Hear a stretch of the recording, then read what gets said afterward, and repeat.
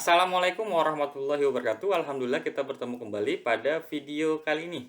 Di video kali ini atau pada kesempatan kali ini kita akan belajar kembali materi matematika, khususnya adalah matematika kelas 11 yang akan kita bahas pada kali ini atau pada video kali ini adalah barisan dan deret bilangan.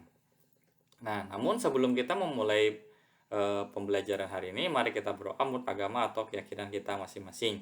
Berdoa mulai. Selesai?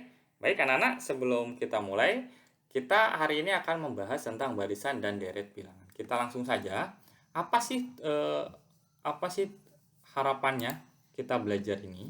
Jadi kompetensi dasar yang diharapkan tercapai ketika kita sudah mempelajari materi ini yaitu pertama, kita diharapkan dapat menggeneralisasi pola bilangan dan jumlah pada barisan aritmatika dan geometri. Dan tentunya selain menggeneralisasikan, kita juga diharapkan mampu menggunakan pola barisan aritmatika atau geometri untuk menyajikan dan menyelesaikan masalah kontekstual. Jadi ada dua kompetensi dasar yang diharapkan tercapai pada pembelajaran kali ini. Baik, kita masuk yang ke pertama dulu. Kita ngomongin dulu sebelum ke aritmatika ataupun geometri, kita ngomongin dulu dasarannya dulu, yaitu tentang pengertian pola barisan bilangan. Jadi, apa sih sebenarnya pengertian pola barisan bilangan itu?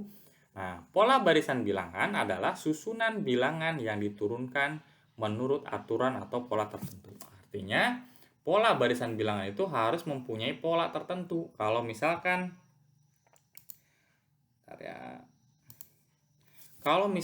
ada barisan bilangan tapi tidak punya pola, misalkan kita tulis 1, 7, 15, 20, 5, 6 seperti ini. Nah, ini tidak mempunyai pola, berarti ini bukanlah barisan bilangan yang dimaksud ya.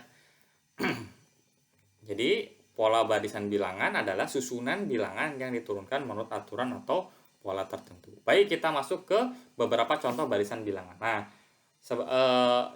barisan bilangan itu ada beberapa contoh yang bisa kita lihat. Pada umumnya itu ada 3. Yang pertama itu adalah barisan bilangan dengan aturan ditambah. Kemudian yang kedua adalah barisan bilangan dengan aturan dikali. Dan yang ketiga adalah barisan bilangan dengan aturan dipangkatkan. Ini adalah beberapa contoh barisan bilangan umum ya, bentuk umum. Nah, kita mulai ke yang pertama dulu. Barisan bilangan dengan aturan ditambahkan.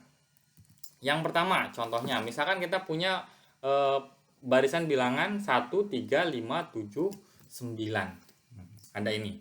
Nah, dari sini, kalau misalnya pertanyaannya adalah, kira-kira setelah 9 angka berapa? Kita perhatikan, kita cari dulu polanya. Polanya ini kira-kira apa sih? Kan yang tadi yang contoh pertama ini adalah pola ditambahkan. Coba perhatikan baik-baik. Di sini dari 1 ke 3 itu selisihnya, atau dari 1 ke 3 itu biar dapat 3 itu adalah ditambah 2. Kita perhatikan lagi, ini 3 dan 5. Selisih dari 3 dan 5 itu adalah 2 juga. Dari 5 ke 7 juga 2. Dan dari 7 ke 9 juga 2. Berarti dari sini kita udah lihat, oh berarti polanya adalah ditambah 2. Berarti setelah angka 9 kita tambah 2, maka hasilnya adalah 11. Oh, jadi jawaban berikutnya 11. Terus setelah 11 berapa? 13 dan seterusnya ya. Oh, berarti pola contoh yang pertama ini barisan bilangannya adalah aturannya ditambah 2. Itu yang pertama. Coba kita masuk yang kedua. Coba perhatikan di sini. Yang kedua itu 0, 1, 3, 6, 10 dan seterusnya. Nah, kalau kita cari dulu di sini. 0 ke 1 itu kan ditambah 1. Tetapi dari 1 ke 3 ditambah berapa? Oh, ditambah 2. Kok naik ya? Dari 3 ke 6 berapa? Ditambah 3. Oh berarti polanya seperti ini. Polanya dari 1 jadi 2 jadi 3, berarti di sini 4. Coba kita lihat. 6 ke 10. Betul ya, 10 dikurang 6 itu adalah 4. Oh, kalau gitu kemungkinannya di sini itu ditambah 5. Berarti 10 tambah 5 jawabannya 15. Kok bisa di sini 1, 2, 3, 4, 5, sedangkan tadi sudah, kalau yang A tadi contohnya adalah ditambah 2, tambah 2, tambah 2, tambah 2, tambah 2. Oh, coba kita turunkan lagi. Coba ya, 1 ke 2 itu selisihnya berapa? 1, 2 ke 3 1, 3 ke 4 juga 1, dan 4 ke 5 juga 1. Ini juga 1. Oh, apa bedanya antara contoh ke pertama dan kedua? Kalau contoh pertama tadi itu adalah dia yang bilangan yang tetapnya itu adalah ditambah 2 dan dia langsung ya ditambah 2, sedangkan di contoh kedua dia aturannya lebih unik lagi. Dia itu setiap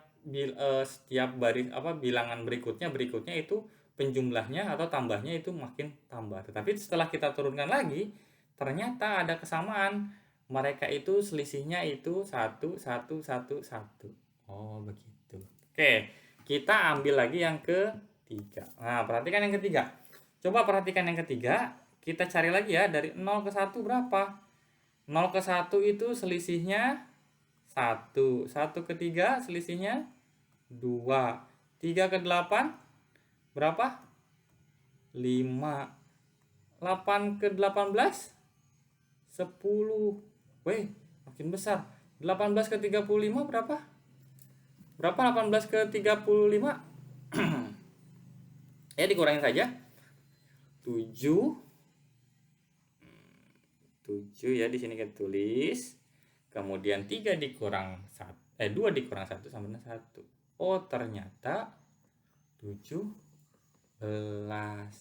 Nah, di sini makin hamburan ya. Kalau tadi kan udah bagus ya, di sini 1, 2, 3, 4, 5, sedangkan di sini 1, 2, 5, 10, 17. Coba kita turunkan lagi, kita cari lagi. Siapa tahu ada pola yang tersembunyi.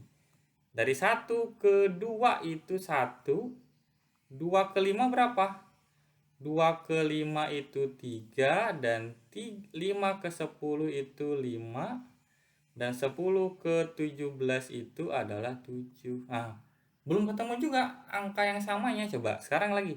1 ke 3, 2, 3 ke 5, 2, 5 ke 7, 2 juga. Oh, bedanya tadi apa? Kalau contoh yang pertama itu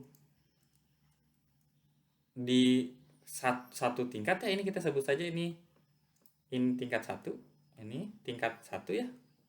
Ini ada berapa? Ada 1, ada 2. Yang ini ada berapa lagi? Ada 1, ada 2, dan ada 3. Oh, berarti yang pertama ini disebut adalah pola bilangan tingkat 1 karena dia hanya terdiri 1 aja. Yang ini tingkat 2, dan yang ini tingkat 3. Nah, dari sini kita bisa tahu bahwa setelah angka 17 berapa? Ya udah, berarti di sini habis 2, berarti 7 ditambah 2 berapa? 7 ditambah 2 9 ya. 7 ditambah 2 9. Nah, jadi ini kan tambah, berarti dari sini tambah 2, berarti di sini 9. Berarti nanti 17 ditambah 9. Jadi 17 ditambah 9 ya. 17 ditambah 9 itu hasilnya adalah 26. Nah, berarti 35 ditambah 26 hasilnya adalah 61. Oh, berarti bilangan selanjutnya adalah 61. Begitu. Jadi barisan bilangan dengan aturan ditambah itu ada 3 jenis yang umum diketahui. Yang pertama adalah tingkat 1, tingkat 2, tingkat 3. Sebenarnya mungkin ada tingkat 4, tingkat 5, tingkat 6, dan seterusnya. Tapi yang sering muncul atau yang umum muncul itu di tingkat 1, tingkat 2, dan tingkat 3. Dan cara pendekatan untuk mencari polanya itu kita bisa menggunakan aturan polinomial. Oke, kita masuk ke contoh kedua. Contoh kedua adalah barisan bilangan dengan aturan dikali. Aturan dikali contohnya seperti apa? Coba perhatikan. Di sini 3 menjadi 6, 6 menjadi 12, 12 menjadi 24. Kalau kita lihat baik-baik, ternyata 6 itu adalah kelipatan dari 3. Berarti coba 6 dibagi 3 berapa? 6 dibagi 3 itu ini berarti dikali 2, betul nggak? 3 kali 2 sama dengan 6. Sekarang 12 dibagi 6 berapa? 2 juga. Oh, berarti 6 dikali 2 hasilnya 12. 12 dikali berapa? Karena udah jelas di sini polanya dikali 2, di sini juga pasti dikali 2, hasilnya 24. Maka di sini hasilnya adalah berapa? 24 dikali 2 sama dengan 48. Nah, ini adalah contoh barisan bilangan dengan aturan dikali. Nah, gampang ya. Hanya ada satu saja kita contohkan. Lanjut. Yang ketiga adalah barisan bilangan dengan aturan dipangkatkan. Aturan dipangkatkan. Barisan bilangan dengan aturan dipangkatkan, gimana modelnya? Kita ambil contoh. Misalkan Bapak punya barisan bilangan ada 1, 8, 27, 64. Kalau kita lihat-lihat ini kayaknya tidak ada hubungannya. Tetapi kalau kita perhatikan baik-baik, coba baris pertama itu adalah 1. Kita anggap ya, di sini baris pertama. Nah, jadi baris pertama itu coba kita ambil apa kesamaannya? 1, 8, 27. Coba 8 dan 27. Kira-kira 27 itu berapa kali berapa hasilnya 27? Ayo. Coba perhatikan. Oh, kira-kira berapa? Nah, kita lihat di sini. Oh, ini 1 pangkat 1. Itu ya? Betul nggak? 1 pangkat 1 pangkat 3. Ini kan barisan bilangan pertama, ini bilangan kedua disebut U ya. Ini bilangan ketiga dan ini bilangan keempat seperti ini. Oh, coba kita perhatikan. 8 itu adalah bilangan kedua. Oh, bilangan kedua berarti 2 pangkat 3 juga. Oh, 2 pangkat 3 sama dengan 8. Ini barisan ketiga pangkat 3 hasilnya 27 dan ini 4 pangkat 3 hasilnya 64 dan seterusnya. Nah, berarti kesamaannya apa? Ternyata semua bilangannya itu dipangkatkan 3 seperti ini ya. Jadi ini salah satu contoh barisan bilangan dengan aturan dipangkatkan. Lanjut, kita masuk ke beberapa contoh barisan bilangan khusus. Nah, barisan bilangan khusus ini Bapak nggak akan jelaskan, hanya Bapak sebutkan sih contoh-contoh bilangan barisan khusus. Kamu bisa cari di sumber belajar lain, di buku ataupun di internet kalau mau cepat ya. Nah, yang pertama itu adalah pola barisan bilangan asli. Berarti barisannya itu terdiri dari bilangan asli. Nah, kemudian yang kedua adalah pola barisan bilangan ganjil. Berarti pasti angka-angkanya terdiri dari ganjil. Yang ketiga, pola barisan bilangan genap. Pasti isinya angka-angkanya adalah genap. Ya. Kemudian pola barisan bilangan segitiga, angka-angkanya pasti berhubungan dengan segitiga. Dan kelima, pola barisan bilangan persegi.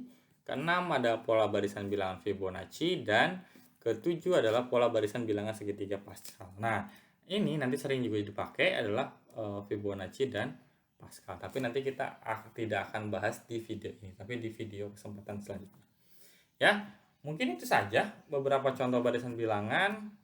Kita selesai. Nah, mungkin itu saja mengenai pola barisan bilangan. Untuk video bagaimana sih cara membuktikan atau membuat rumus dari pola bilangan ini, kita akan bahas di segmen yang lain atau pada video pada kesempatan lain ya. Mungkin itu saja yang bisa Bapak sampaikan pada video kali ini. Mudah-mudahan bermanfaat. Jika ada yang tidak dipahami silahkan tanyakan di grup Telegram. Jika ada kesalahan dalam penyampaian, Bapak mohon maaf. Bapak akhiri. Assalamualaikum warahmatullahi wabarakatuh.